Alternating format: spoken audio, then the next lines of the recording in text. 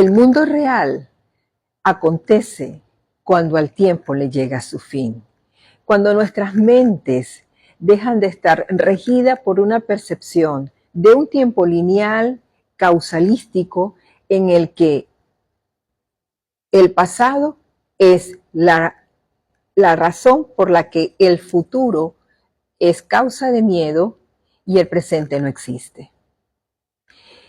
El mundo real es la ausencia de pasado y de presente.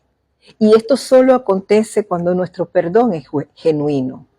¿Y cómo trascender realmente ese pasado?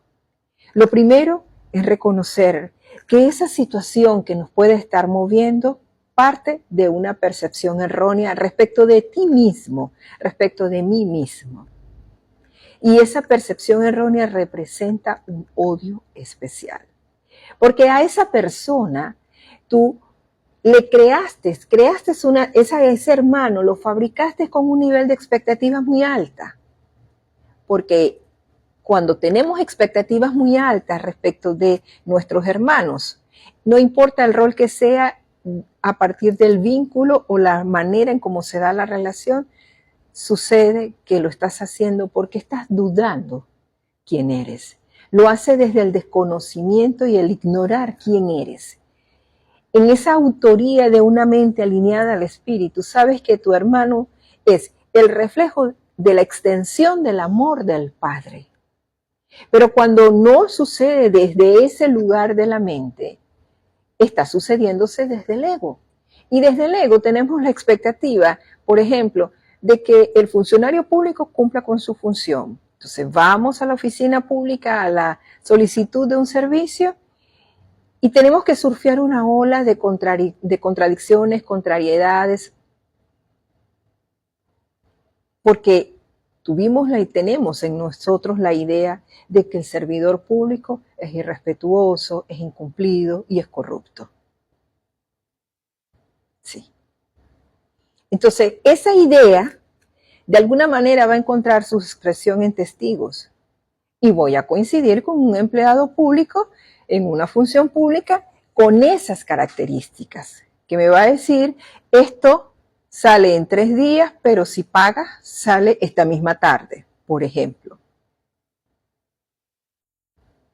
Entonces, esto que proviene de esa idea es porque tenemos una información que se forjó en la percepción de lineal del tiempo, se forjó en el pasado, que me hace temerle y estar en una predisposición negativa hacia los empleados públicos en general.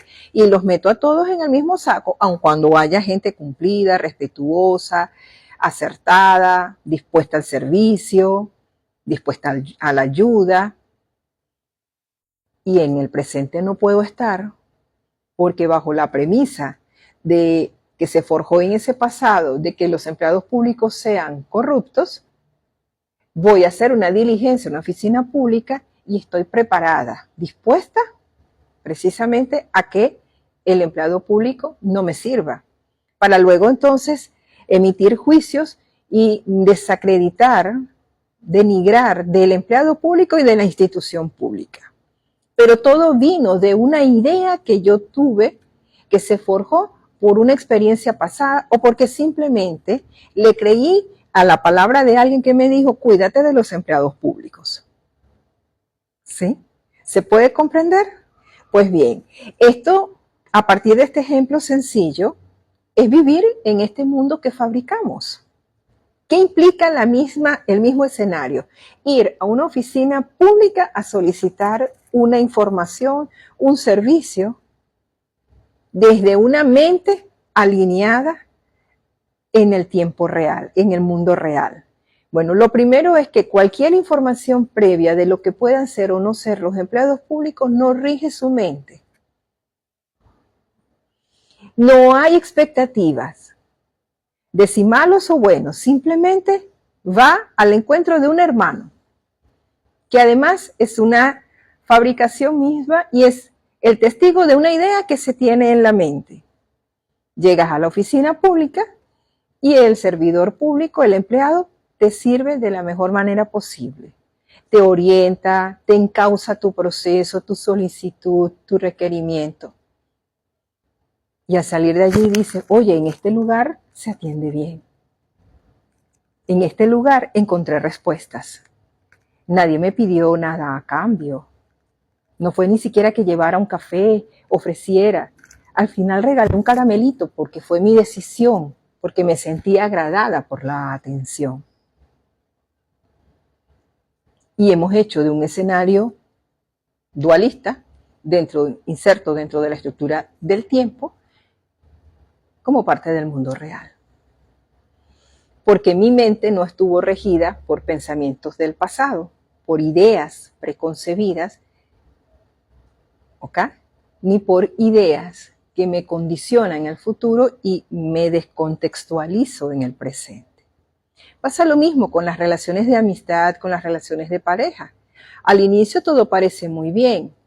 El ego, el ego en esa condición de relación especial evidentemente va a diseñarse unas expectativas muy altas, puede incluso llegar a niveles de idolatría, pero eso está condenado precisamente al fracaso y a la decepción, porque quien idolatra, quien tiene las expectativas es el ego.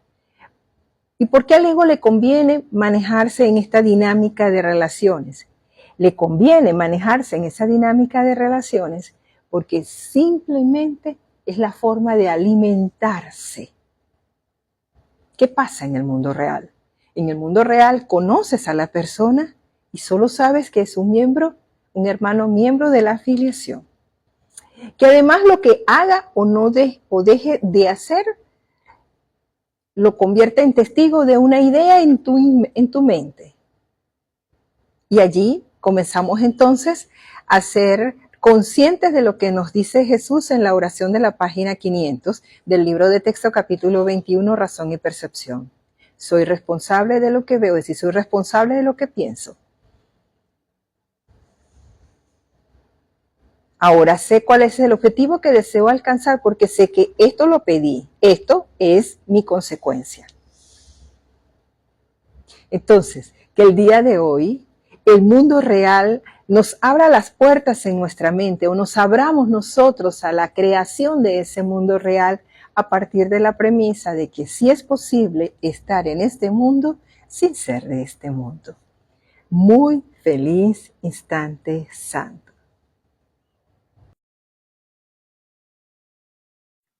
La visión de Cristo es la corrección de todos los errores. Pues sí. Y aquí es interesante que a esta altura ya de nuestro viaje a través de este tema especial, podamos efectivamente revisar un poco lo que nos señala la lección 306, que casualmente corresponde al día de ayer. Dice, inicia el texto con una pregunta. ¿Qué otra cosa sino la visión de Cristo querría utilizar hoy? Y en respuesta a esta pregunta un poco más extensa, pero siento que a los fines de determinar efectivamente que la visión de Cristo es la corrección de todos los errores, pues podamos plantearnos, hacer el hábito de esta pregunta que pudiéramos alterarla en el sentido de el orden de una que otra palabra, pero básicamente preguntarnos qué otra cosa querría sino la visión de Cristo hoy, que evidentemente nos lleva a una respuesta tácita. En palabras del libro, dice, hoy puedo olvidarme del mundo que fabriqué. Sea lo que sea, ese proceso, esa situación, esa circunstancia, podemos olvidarnos del mundo que fabricamos. Claro que sí, por supuesto que sí. Y no lo veamos como la respuesta a una pregunta, que es una pregunta profunda además. Veámoslo como una certeza. Hoy, efectivamente, yo puedo olvidarme del mundo que fabriqué e ir al mundo real. Y en el mundo real, sostenerme en esa visión de Cristo. Y que precisamente en este punto nos vamos al capítulo 31, ya cuando está por terminarse el libro de texto, y en el subcapítulo 2, que dice Caminando con Cristo, que además no tiene desperdicio, tiene cada frase Dios lapidaria. Mágida, incluso una de las chicas de las viajeras del programa de formación de un curso de milagros, en estos días me leía algo del capítulo 24, decía lapidario como lo indicas, ¿no? Generalmente. Fíjense bien, nos dice Jesús en este punto, caminando con Cristo, ¿qué significa esto? ¿Qué significa? Dice, una vieja lección no se supera contraponiendo la nueva con la vieja. Una vieja lección no se supera contraponiendo la nueva con la vieja. Es decir, esta es la manera como el ego hace las sustituciones. Algo que corresponde entonces al capítulo 18, que en este momento, a propósito del tema de las relaciones especiales y la relación santa, es tema de estudio de nuestro grupo. Nos dice además que no hay que prepararse para ninguna batalla. No hay que dedicarle tiempo ni tampoco es necesario hacer planes para implantar lo nuevo. Es decir, esta visión que en algunos contextos, sobre todo de carácter dogmático, se asume que el segundo advenimiento significa caída, muerte, solo es para unos, no es para todos, y que esta exclusividad te la da ciertas condiciones y requisitos que se hayan podido haber cumplido en el contexto de ese marco de creencia. Y Jesús, entendamos que un curso de milagros es un libro de revelación de época. De acuerdo a otras fuentes, podríamos indicar que es la quinta revelación de época. Y Jesús viene a decir claramente, el segundo advenimiento es la corrección de todos los errores de tu mente. Tú eres Cristo. Y con esto se rompe, se derrumba toda idea de símbolos apocalípticos, de imágenes, absolutamente todo. Porque es que es así.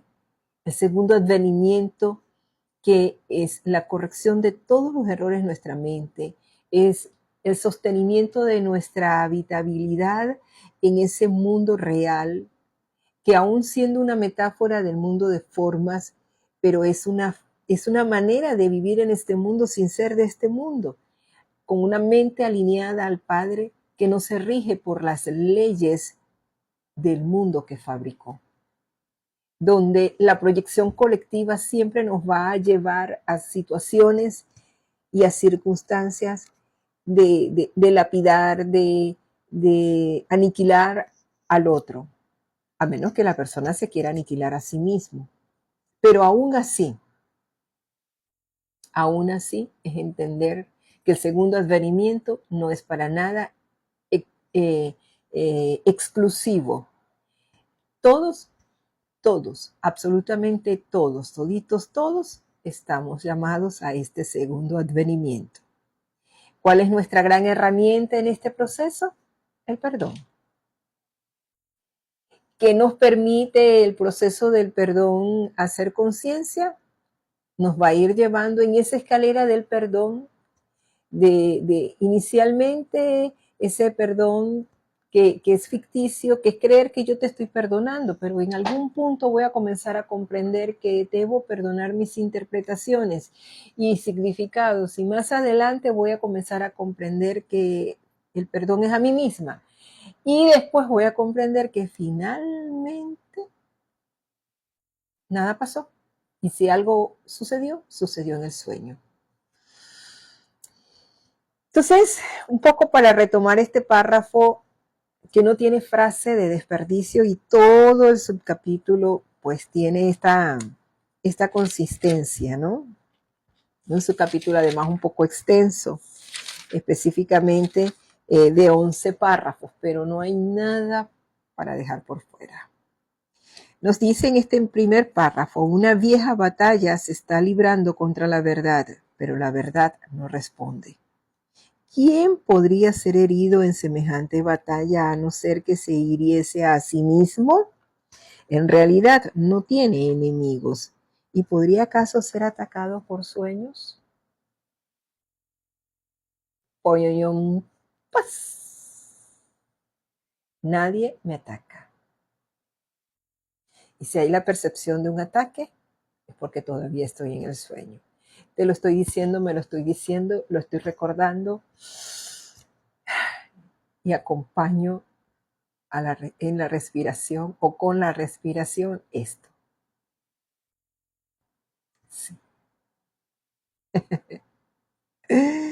Dios. Y nos dice el curso, segundo párrafo. Repasemos nuevamente lo que parece interponerse entre la verdad de lo que eres y tú. Pues para superar este obstáculo se tienen que dar ciertos pasos. El primero es una decisión que tú tomas, pero de ahí en adelante la verdad se te confiere. O sea, tú decides transitar esta senda y la verdad se nos entrega. Nosotros marcamos el ritmo. Recordemos lo que se nos dice en la introducción al libro, que nos dice que el libre albedrío, o sea, el contenido de este libro es obligatorio. Todo lo que él implica es obligatorio. ¿Queremos trascender? Estas son las lecciones que tenemos que aprender. Esto es lo que tenemos que integrar. Esto es lo que tenemos que recordar. Ahora, nuestro libre albedrío estriba en que nosotros somos quienes ponemos el ritmo. Nuestra dosis de buena voluntad establece también nuestro nivel de compromiso. Y el querer aprovechar cada experiencia.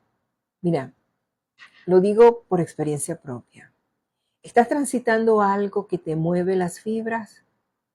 Adéntrate en la expiación. Prosigue. Aún prevalece esa circunstancia, sientes que todavía aún abriéndote a la experiencia de la expiación, todavía queda cosas de ese tema, de ese punto por ser labradas. Estudia la proyección.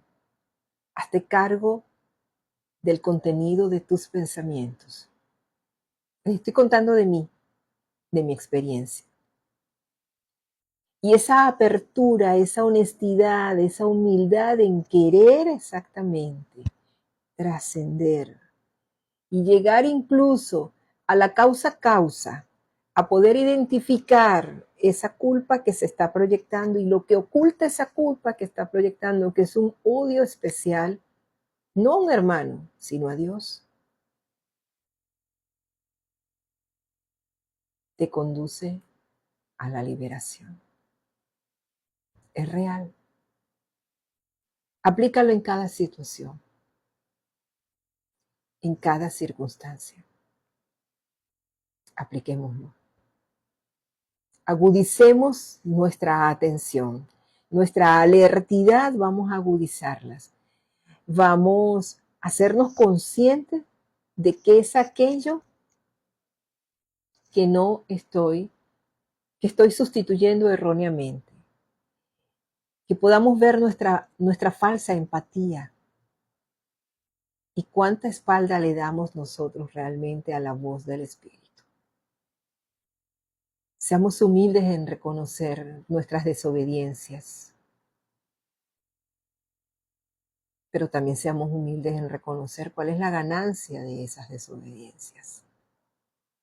Dice, tú quieres determinar lo que es verdad y debido a tu deseo, estableces dos alternativas entre las que elegir cada vez que crees que tienes que tomar una decisión.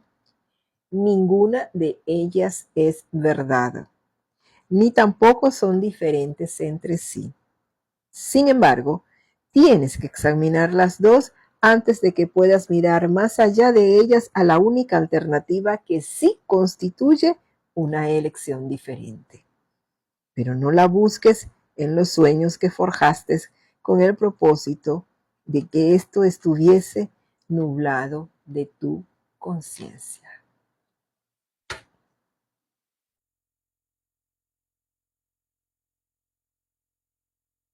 Las alternativas entre las que eliges no constituyen una verdadera elección y tan solo dan la impresión de que se trata de una elección libre, pues, en cualquier caso, el resultado será el mismo, de modo que no es realmente una elección en absoluto. El líder y el seguidor parecen desempeñar diferentes papeles y cada uno de estos papeles parece poseer ventajas que tú no quieres perder. En su función, por lo tanto, parece haber esperanzas de satisfacción y de paz. Te ves a ti mismo dividido entre estos dos papeles, escindido para siempre entre los dos, y cada amigo o enemigo se convierte en un medio para salvarte de esto.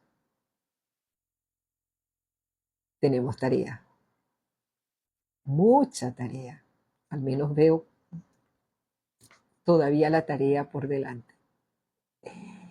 Muy feliz instante santo.